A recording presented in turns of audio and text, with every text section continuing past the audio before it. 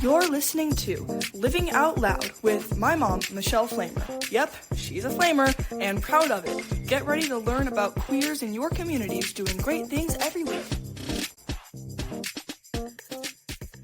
Hey, everybody. Thank you so much for coming back to listening to Living Out Loud. Today, we are joined by someone whose work and voice are making powerful waves in both advocacy and authenticity. Jared Keller, Senior Press Secretary at the Human Rights Campaign and a passionate mental health advocate.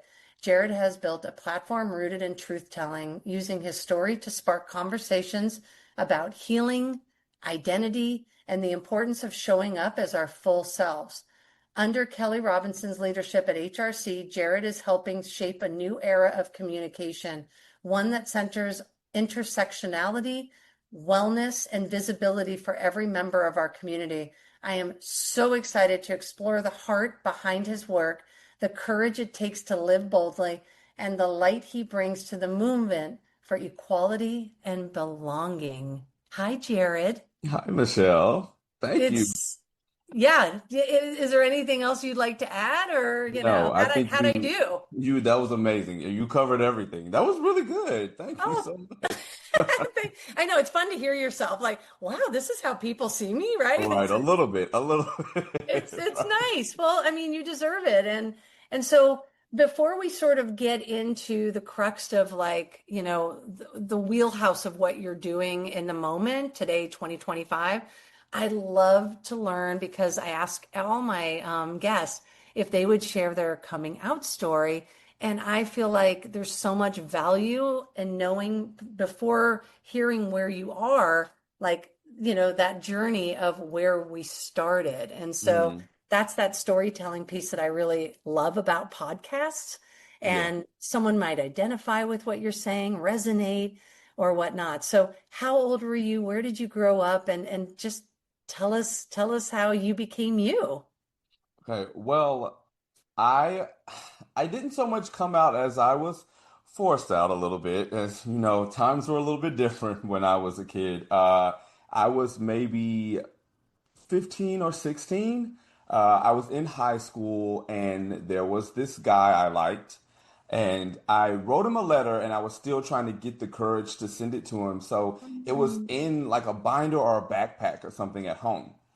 And one day my parents called me into their bedroom and I'm not sure what's happening. I don't really think much of it. I'm just kind of like, okay, sure, whatever. So I walk into the bedroom and my dad is holding the letter in his hand, and I didn't even realize at first what it was in his hand, and then he handed it to me, and I was like, oh God.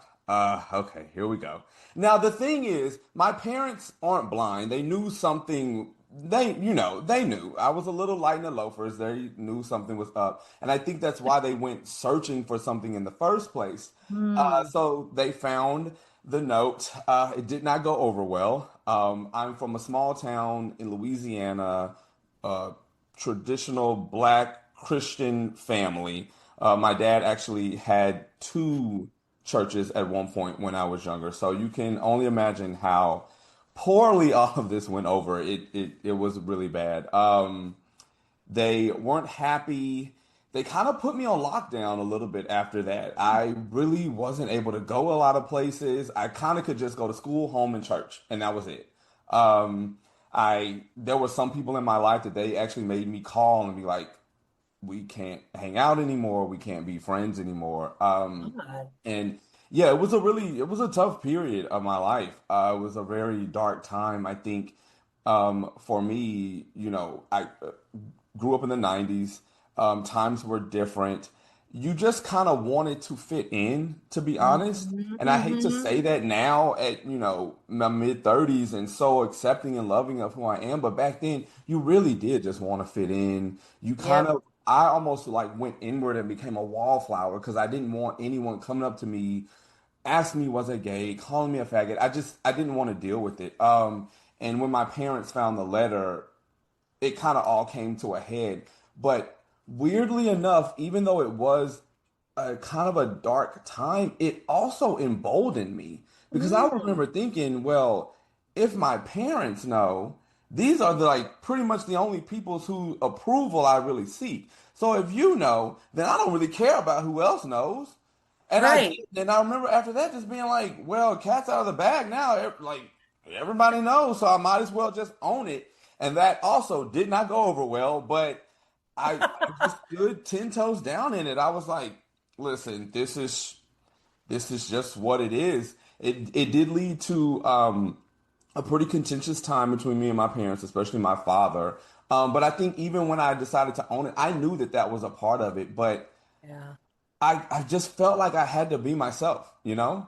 Like I knew it was going to be hard. I knew society was going to give me a tough time in church and all these different things, but I had to own it. And I'm glad I did. It led me to where I'm at now. Absolutely. Who was like one of your most accepting friends at that time? Well, actually, when I was in high school, I don't know if you went through this, but did you have a friend in school where you both knew the other was gay, but you didn't quite say it at first? I knew I didn't know I was quite gay. Like my friends knew before me. I was just Mhm. like, but I definitely knew there was some friends who were, and I wished that they would have come out to me sooner because I would have been able to support that a little bit Yeah. earlier for them. Yeah.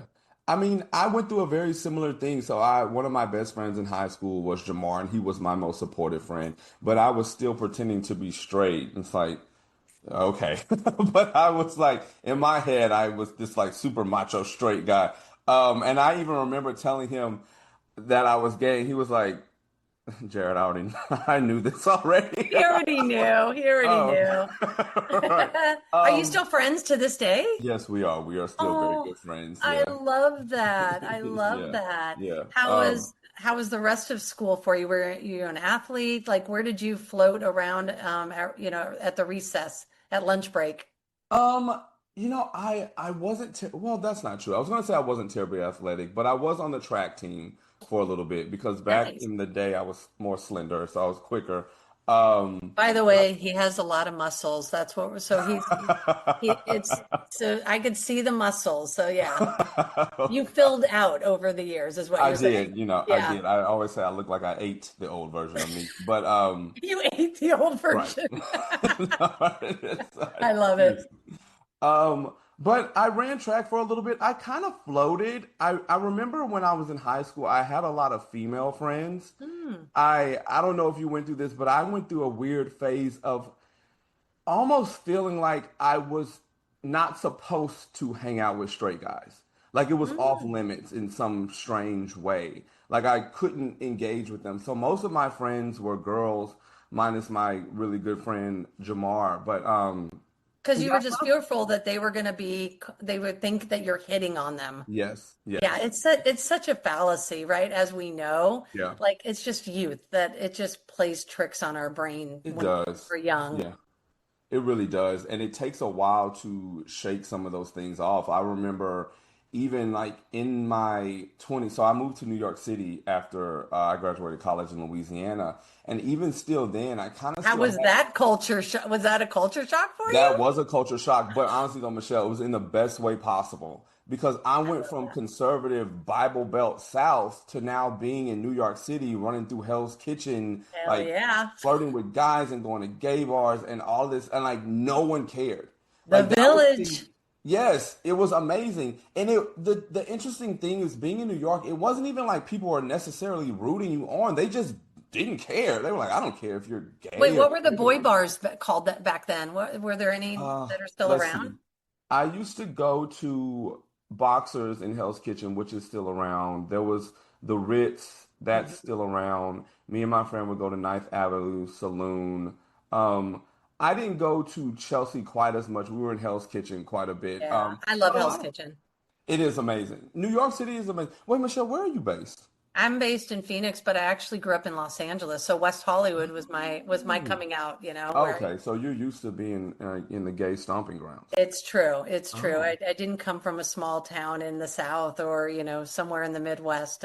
lucky So I you. think I think you're lucky that you actually moved to New York at that time because I think it probably really helped allow you to be your out self and be more authentic and be around more Yeah. and kind of navigate like what you like, what you don't like, whose energy you're attracted to, and so on. And also Yeah. like who's doing drugs, who's not, where you want to be, and all that. Because there's a lot that goes on when you're young Yeah. and vulnerable. Yep.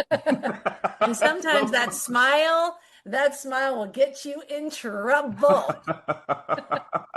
it's so true though. Yeah, I think being that young, I was 22 when I moved to New York City, and being that Whew. young and just so Yeah. like bright-eyed and bushy-tailed, it Hmm. can get you in trouble. Hmm. It was like good and bad.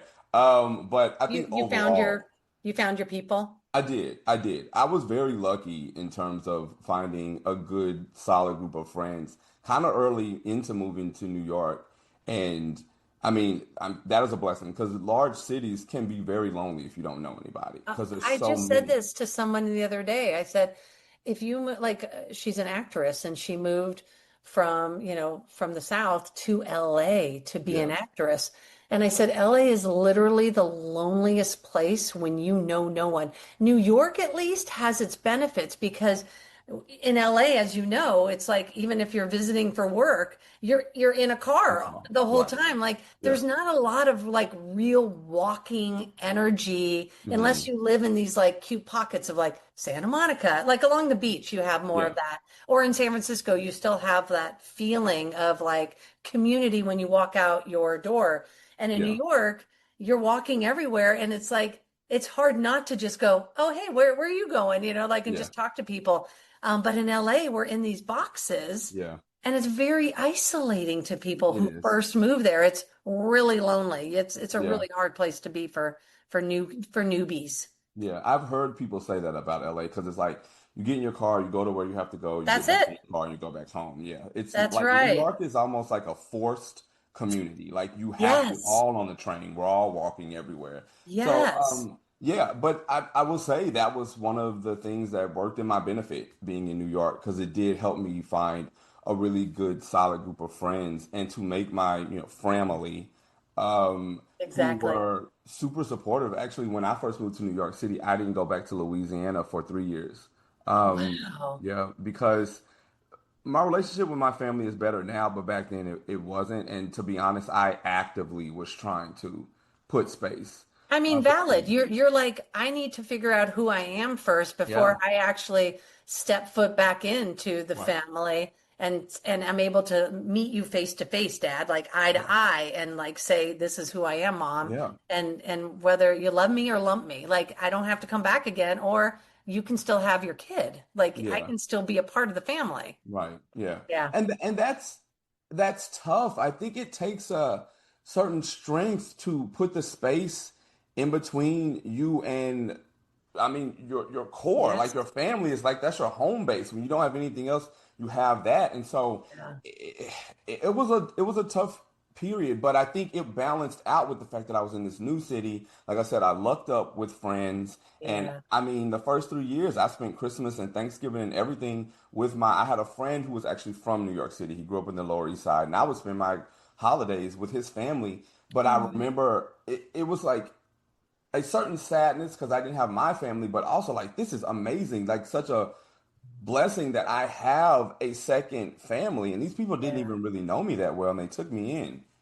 Well, it sounds like even from a young age, though, you learned the word gratitude. You had this internal gratitude about you. And what did little Jared, little 20-year-old, just coming out, having fun, what did you want to do for a living then? Like, Well, what was your dream at the moment? I've worked in communications since it's been about 13 years now. Except for when I first started, it was very different from what I do at HRC. I worked in fashion Oh, lifestyle. Yeah, so yeah, like I used to lead shows during Fashion Week and work with different amazing. brands.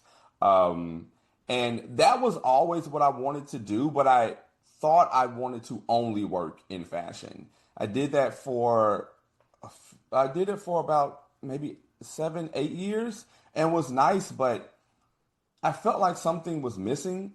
It was fun, but it was very surface. And I felt like I wanted something a little bit deeper. And funny story, I actually applied to HRC a few times before I finally got a Really? job there. Yeah, I applied there a few times before You they were meant finally. to be there. It was like it was you were already manifesting it before it even happened. Right, exactly. But it did take a few times. But no, I wanted to be a publicist. I wanted to be at these like super amazing fun events and work with celebrities and just the whole nine, because when I was in Louisiana I would watch TV shows like Sex in the City, and that was escapism for me. Like, it's a great Yeah. show, but I Yep. would look at that and I'd be like, oh, they are in this magical city living their lives, Yep. doing like whatever they want to do, and I was like, I need to be there and I need to do You some wanted to be form. Samantha. I did want to be Samantha Jones. I You did. totally did. I Right. love it. No, I love it. I mean, I was like, okay, where is he going? But yeah, PR. I mean, and she's Yep. just going from party to party, creating Yep. these things and creating events that really sort of speak to whatever brand, that she's doing. So it's so cool because when you think about like, and you, you've, it sounds like it's like turning some of this pain into purpose. And the fact that you applied a couple of times to HRC, how did it feel when you finally got that phone call and the offer letter for finally getting to work there? Honestly, even before that, when they brought me into the interview, Yeah. it was Did like, you I go up was to like, DC? it was virtual. It was Oh, virtual. cool. Um, Okay, good. but I remember thinking it's about time, but also, It's oh, wow, it's HRC, because HRC is, I mean, it's a huge organization. I was just watching yes. an episode of Will and Grace, the original version of it, and Will has a HRC sticker in his Yes. window. That's right. It's a huge deal. It's like it's legacy. So just when I got the interview, I was like, oh wow. Because like I said, I'd applied many times. So when I applied this time, I still didn't think I was going to get it. I think I was just doing it. I don't know.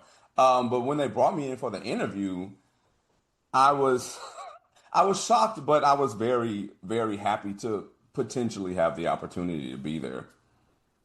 I freaking love that.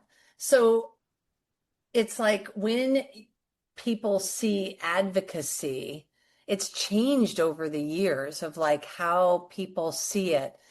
What's your most enjoyable part of advocacy and like sharing the story or yeah, what do you find the most enjoyable part of your job?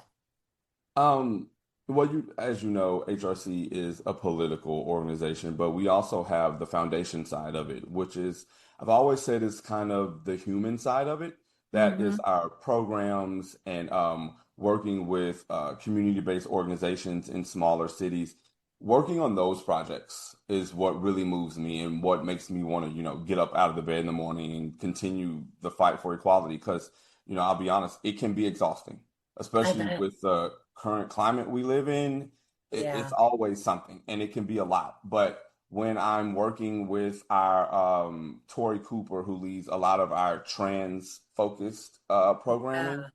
God, um, I bet it's amazing. yeah, um, that's what moves me. Hearing people's stories, hearing people that were touched by HRC and the work, whether it's us giving them money to put on a Kiki ball or for HIV resources, like those things move me. Hearing the people's stories, similar to just like what we're talking about now, sharing our stories, that's what moves me. That's my favorite part. There's a lot of great parts, but that's the part that really, really moves me. Yeah, I mean, I was telling you sort of in our pre-chat, like HRC has always been such a steadfast place in my life. Like when I hear or see something regarding anything with our community, the complete queer community, if I'm needing to fact check, I actually look to HRC to Oh, like, really? yeah, because I know that you put so much effort and care in Yeah. to to really educating not just the world, but also our community. And I think it's such a valuable, like being on the newsletter, or, seeing the blogs or Yeah. just following people in social media or on LinkedIn, where I do a lot of work myself. and having that as part of my feed, so that I can stay up to date with what's going on. I think it's become such a staple, a safe staple for me, that I know that you're not spewing lies or any, there's no, I actually go to you guys to literally like clear up anything that I'm hearing, and just to make sure, like, is this real? Like, do Yeah. I need to be worried about it, or Yeah. do I need to fight for it? Like what's the piece of that, Yeah. or where do I need to put my money? It's like, where am Right. I throwing money to? It's one of those things. But Yeah. I think the thing, like, what's the question you wish most people about the LGBTQ plus community and mental health do, like, but rarely do? Like, what's the question you wish people would ask about our community that they don't know? Like, do you have to sometimes educate people who are unfamiliar or have, you know, grew up in a real religious Hmm. space, kind of like you grew up around a lot of religion? Do you, Hmm. Yeah. how do you sort of what do you wish people would ask if they're like, if they don't know where to start or where to begin, or Yeah. I mean, I think one of the most important things that I try to do is to normalize just being queer. Like, yeah, it's great. I think a lot of times people look at it as this enigma, this like super foreign thing, and I'm like, I have the same issues that you do. Like, I can't find a man, rent is high, like all of these things. We have a lot Right. of the same That's things. right. Like, it's not this super abnormal thing. Like, obviously, we have parts of the community that do make us unique. But I also feel like sometimes people look at us like these foreign, like almost like zoo animals, like, oh, can I touch the gay man? It's like, I'm a normal person just like you. Ask Yeah. me my interest, and I like Beyonce. I like watching TV. I'm not this Yeah. like super whatever it is you think I am. Like, we're very normal people. I agree. I agree. And I think that's part of the reason why I created Living Out Loud, with the podcast, and, accentuating and highlighting queer voices, because I think there's so many people who don't even, they have this vision of a 1988 New York Pride Parade where the leather boys are leading the charge, Right. and then the dykes on bikes, and they think Right. that's our community. No, that's a fucking party for 24 hours. Right. That is not what our Yes. community then goes home, strips down the leather, and they're like, I can't wait to be in shorts. I can't wait to be in my t-shirt. I can't wait Right. to be cuddled up on the couch with the love of my life, or just with my dog or my Yeah. cat, and it's like, we really are like, we're not asking for anything more than just to meet us in Right. our human shell, right? Exactly. Soul to Yes. soul, baby. It's like, that's Yeah. what we're here for. Yes, meet me in the middle. I think what would shock maybe a lot of non-queer people is that we have way more commonalities than they probably even realize. But like you said, people will see the Pride Parade or things in media, and it's like we kind of almost get put into this category of being one note, of like you're just gay and that's the entire identity. And yes, it's a part of it, and I am a very proud gay man, but that's not the totality of me either. Right, right. It's not even like, it's okay. So it's been really interesting. I don't know if the boys come out later in life, or if you've met any that have come out, because there's a whole later in life movement right now with women, Mhm. as you know, later in life lesbians. Yeah. And it has been so fascinating, as someone who's been out for over 30 plus years. Like, Hmm. I barely own any rainbow. Like, I do have a flag that Hmm. I can put out every now and then, but like when I feel like it, or during Pride or whatnot. But I just walk around being me. And I was Yeah. married for 18 years to my ex-wife. And we have a 14-year-old. We're living a very normal, like, we Yeah. have a house, we have a child, we have a Yeah. dog, like all these things. And so when I meet these like lovely later in life lesbians, Jared, it's so fascinating. It's so cute.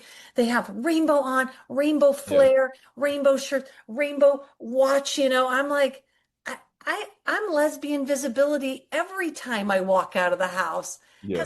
Because the bros are like, what's up? What's up, dude? I'm Yeah. like, what's up with you? And the girls are like, oh, cool. I can talk to you about stuff, and then, it's just so interesting because these later in lifers, it's like they've actually reinvigorated my Yeah, love for the rainbow and for yeah, just being proud. And I've yeah. always been proud. It's just I haven't been so loud. You know what I mean? Right. Yeah, So yeah, yeah. It it's is just nice to see the baby queers like but really do come but into do their own. boys come out later in life? Do you know, like, have you seen that too? I have. I have. I've met a lot of guys who were married, have had children. They were married to women, had children, and I guess for one reason or another, they got to a point where they were fully ready to, Sure. own who they were. But I have met quite a few, especially since I moved to DC, and it's interesting to see them start to try to figure out who they are within this community, but it's also really nice. They are getting to have that experience in a time where being queer isn't quite as tough as it was in the 90s, Right. early 2000s. So there Agree. is a bit more grace that they may have with exploring certain things. I mean, honestly, grace with just having the courage to be like, I'm going to fully be who I am, be with a man, be with a woman. Um, Yeah. it's nice. Nice to see. It's inspiring. It really is. What sort of started you on the whole mental health and wellness piece? Because you've been really speaking a lot about that lately. Is that Yeah. from personal experience? Like where, or is it just that HRC really needs that lens to be shared because of what's happening? And like we, the elephant in the room, right? But I just choose not to like go deep into that side of things, but we all Yeah. kind of know what we're saying. Yeah. Yeah. So me talking about mental health actually started before I was at HRC. Mm, I'm going to give a bit of a trigger warning because I am going to mention suicide. that's I okay. had I had a Thank you. friend who I lived with in New York City who was also a black gay man. Um, We lived together for about 3 years. We were really good friends. When I moved here, he moved to Atlanta, and it was like 3 weeks after we moved out of the apartment in New York City, I found out that he took his own life. Mm, And that really, that can mess you up in the head in a way that you just don't know until you experience it. yeah. And I had had some of my own mental health struggles in the past, and I knew it, but I didn't too lean into it or focus on it too much. And after Gary, his name was Gary, after Mm, Gary's death, I was just like, you gotta pay more attention to this. You gotta get a better grasp on it. It almost felt like don't let his passing be in vain. Like do yeah. something with that. Oh, I And love that. so yeah. So The I fact started that you, talking. the fact that it was such a challenging, I mean, my heart breaks for his family and Yeah, for his friends. I'm so sorry for your loss in that way. I have friends now who have been talking about this ideation of suicide. Like they yeah, just feel it's whether it's hormonal, whether it's what's going on in the world. So I yeah, think your voice in this is so powerful and it's really relevant, even though you started this process back, right? And now, and so you can keep sharing because it's really interesting how the evolution of, sort of where you are with all of that now. yeah. Um, I think during the pandemic, a lot of us struggled because I mean you couldn't go anywhere, you couldn't do anything, and so your mind started to race. And it was during that time that I really started to realize that a lot of the things that happened to me in regard to being gay in my family, I wasn't over them like how I thought I was. Hmm. Um, it surfaced up a lot more during the pandemic, and it kind of forced my family and I, in particular my parents, to have some pretty tough conversations. Um, but through that, we were we got to a much better place. I remember one time I called my dad and he said something something the LGBTQ plus community, and I remember being shocked that he even like said that phrase. I was like, "Who the hell is this on the phone? Where is Daryl Keller?" Because that is not something he would even acknowledge. Um, so all of that kind of played a role in. to starting the mental health journey and just being a little bit more transparent about what I was going through in hopes very similar to this podcast, like being open and talking about things would help maybe someone who's a little bit younger feel like, okay, well, if Jared went through this or Michelle went through that, times are a little bit better now. So if they could get through it back then I can certainly get through it now. From me being queer, but also just being open about mental health to all of it. I hope that someone will see it and feel like, okay, I can do it too. Yeah, I mean, absolutely. I mean, I think the more we talk about it, the more people feel hopefully less alone. And also, like, how was building community? Because DC is a really unique place. I've been there. I have friends with FBI, lived in DuPont Circle, which is Mhm. fantastic and fun.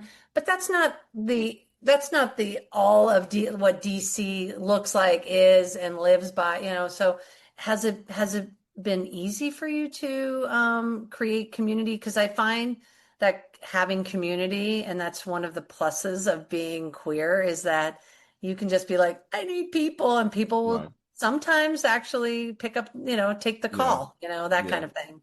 Yeah. Well, I think a lot of gay people, queer people, especially in like my age group, have a somewhat similar story with their families. It was a little bit tough. And so I think because of that, we want to rally for each other. We want Yeah, to be in community with each other. And so if there's someone, a friend that I want to call, honestly, right now, because I don't know, I may have had some issue with my parents in regards to me being gay, I could because they get it. They yeah, understand they might have gone through the same thing. totally. I will say, coming to DC, I knew, actually, I didn't really know many people here, but my friend introduced me to one of his friends here in DC. And it was kind of almost like this trickle effect. Like, you Mm, meet one gay, you met 20 of them. So you that's would just right. become friends with his friends, and then you would get invited to house parties. And but again, like you were saying, that's one of the beautiful parts about being in this community is that we want to support each other. We want to Yeah, be there for each other, even though, the gays can be the way they are, but still, like we do at the end of the day, we support each other. yeah, We're there for each other. We have to, I mean, especially in this climate, we have to support each other because in some ways we're all we have, like we yeah, have to have yeah. each other's back. I so agree. What does the next couple of years look like for you? Do you have any big goals in mind? Do you have, is it Um, what's on the book for Jared? Well, I really do love working at HRC. I really do enjoy it. It's a great work environment, and the work that we do is important. So, honestly, I probably feel like I'm going to be there for a while. I don't Good. really have any plans to go anywhere right now. So I'm hoping to just continue my advocacy work there, my mental health advocacy. Like, it's really interesting. I never saw myself as being an advocate per se. I was Yeah. just trying to live my life. Yeah. Um, and I'm sure you understand that sometimes just living your life as an openly gay, queer person is advocacy. Like It I've said is. many times, that is the greatest form of rebellion, is Yep. living in a world where the powers that be do not want to see you thrive because you are gay, because you're a woman, because you're black. Like That's right. they that's it. The game isn't set up for people like you to win, people like Right. us to Right. win. Right. So just existing and thriving, that's advocacy, that's rebellion. And I'm hoping to keep doing that. I'm hoping to hopefully inspire others and others inspire me. Like even you doing this podcast, like that's inspiring to know that you Yeah. are putting a voice to the voiceless, because there are still some people, even though things have progressed a lot, there are Yeah. still people that might not feel comfortable sharing their story or still questioning if they even want to fully come out or own that part of So them. true. So true. Yeah, it's tough, but It is.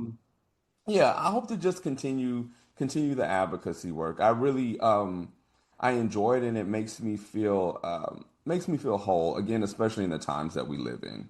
How can we as a community support HRC more? What do you find would be beneficial and where people should go? Because I noticed that HRC is so fantastic, but in each state you almost have your own HRC, Hmm. and do we get involved in our community HRC? And that's like the start because they'll tell us sort of, hey, this is what we need to do, this is what we're doing, and this is the plan for the next 6 months. Like, does DC sort of like start like the calendar year and go, okay, this is what we're looking at as a Hmm. totality of how we want to show up this year?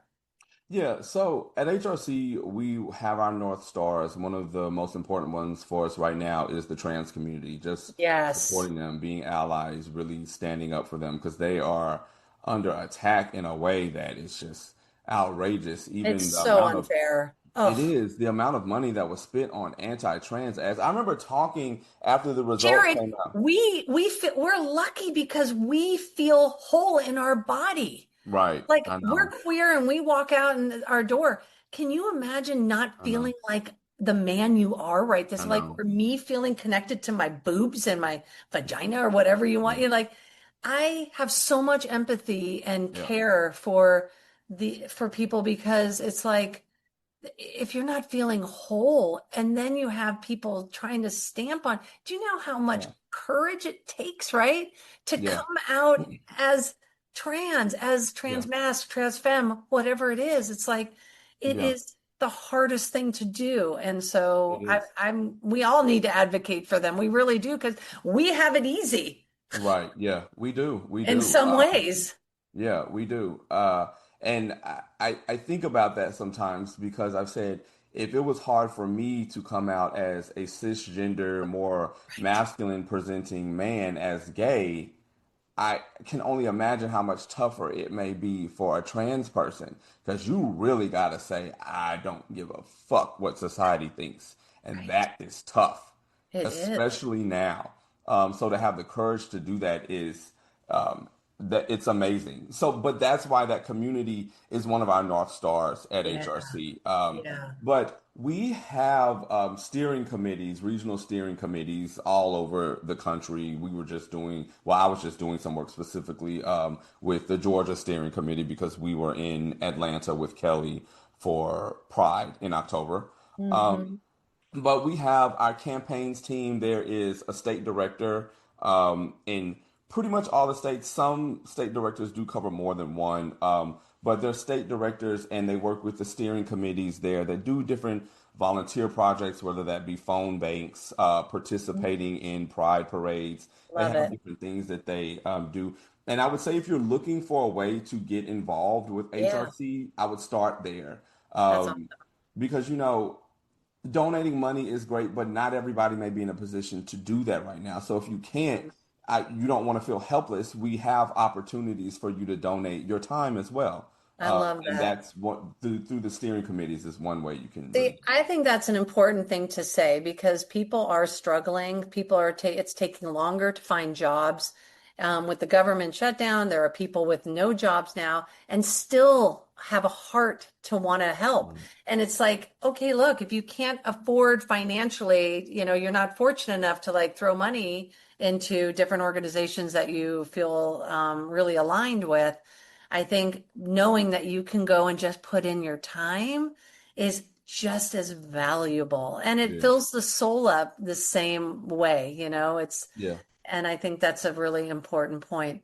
So usually like near the end of, I always do a rapid fire. Are you ready? Yes, I'm ready. Let's I go. feel like you were born ready, baby. All right.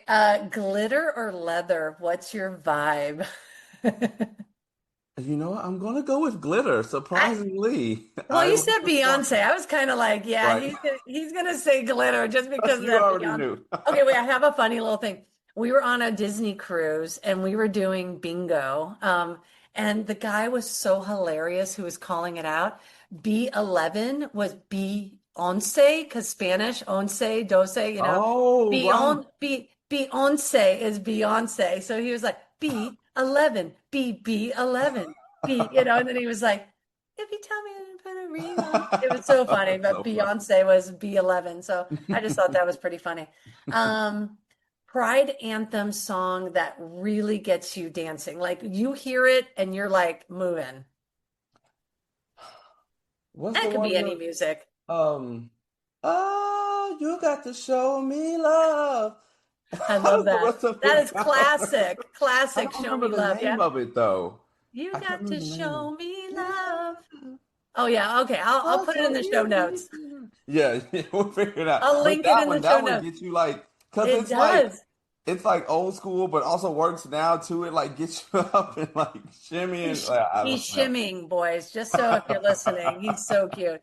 Um, so most iconic queer legend you would love to share a coffee or a cocktail with, dead or alive.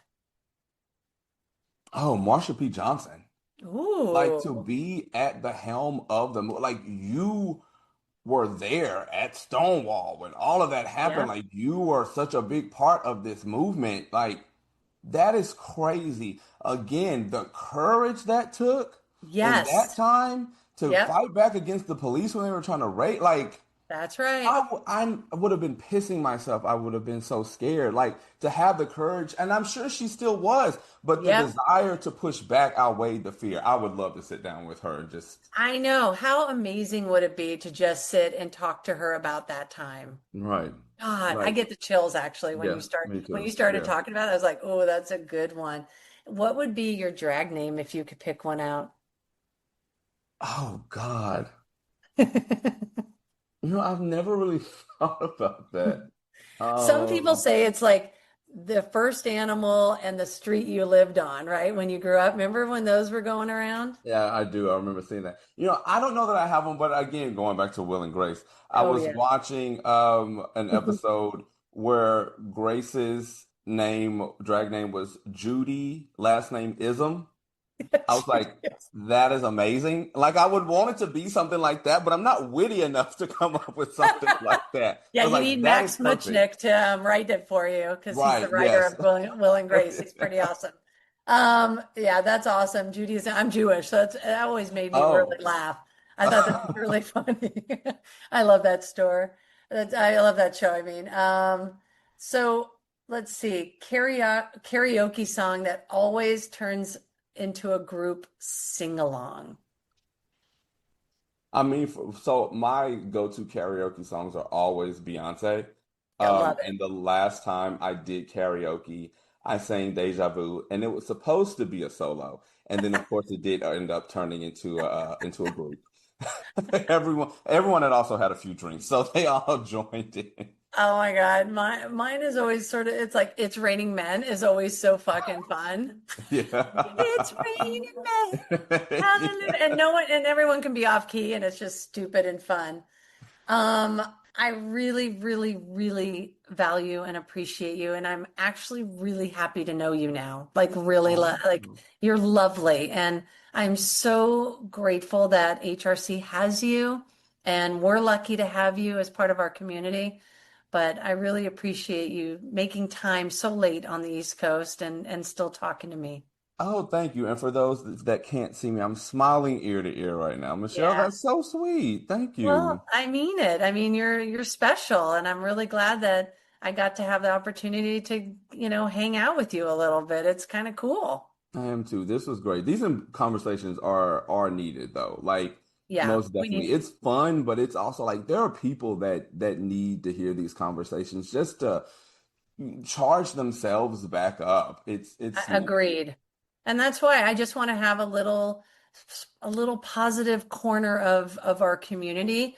And if it's just I'm just a tiny little cog in the wheel, pushing it into a positive, happy space. I mean, not every story is happy, but I think we can learn from each and every person. It's like we need the two to exist, right? That Yeah, duality. Like you can't have joy without sadness. right, You can't you can't be in your best place yet if you haven't scraped from the bottom. It's right. like you can't become your higher self without going through the muck and and all of that. So No. I think it's really valuable, but I really just appreciate it. And I always say this, but if you hear or see of anyone in communities and you're so connected, that if anybody you feel like I should be talking to, please send them my way. Like, just say, hey, Michelle, go over to this person's social, check them out. I think tell them tell them I sent you, or if it's a personal friend of yours, a lawyer, it could be anything. It could just be anybody who's just doing and living their best life within their authentic being. Yes, most definitely. And you know, HRC has a huge network. So if there's anyone you're ever thinking of, like, let me know. We may Okay. know someone there, definitely. I appreciate you. Hey, thank you so much for tonight. I appreciate you. No, thank you, Michelle. This was great. Talk to you soon. If you liked this episode, please hit the follow button and remember, sharing is caring. Until next week, stay proud, stay loud.